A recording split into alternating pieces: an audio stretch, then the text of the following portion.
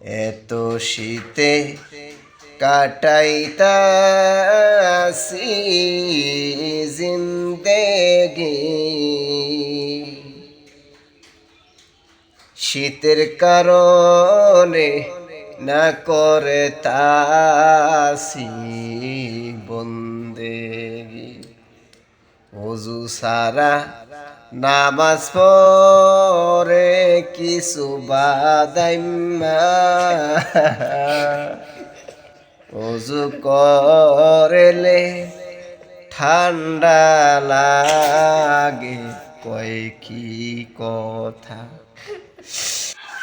error দইরা সিফার মধ্যে ফালাইয়া,